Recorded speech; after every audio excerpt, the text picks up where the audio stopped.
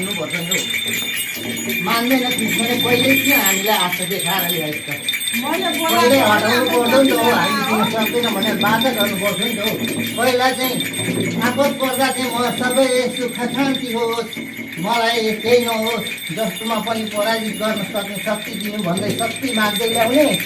अहिले बिचमा शरण पर्न गयो, आफ्नो पुरा भयो अनिखेर हामी मान्दैनौँ सक्दैनौँ भनेर पाइयो।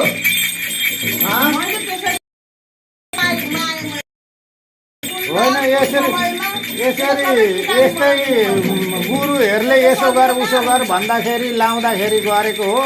कोही जान्ने सुनि लैजाए, हामी त महारानी बुढी बजु हो। कोही जान्ने जनानाले के भनौँ कसो भनौँ त्यो मलाई थाहा छैन, तर जहाँ जान्छन् कि त्यो जनानाले भन्छ तँलाई यो बुढी बजु त होइन भन्थ्यो, हो कि होइन भन्छ? हो कि होइन? यो अर्कै शक्ति हो, यो तँलाई यस्तो गरेको उस्तो गरेको भनेर तँलाई हेला उस्तो गर्ने, कोही आक्षेप जबेर हान्ने, सेउली लगाउने पनि गर्यो भन्छ, हो कि भन्छ? किन गर्यो? त्यस्तो ज्ञानै थिएन, ज्ञानै थिएन हो, ज्ञानै थिएन। हाम्रो शक्तिमा पर्दा थिएन, त्यस्तो ज्ञानै थिएन। कहिले कोही धाइ धनन्तरीलाई त छेउमै पर्न दिँदैन, किन उसको शक्तिले भए त उसले रोक्नु पर्छ नि त।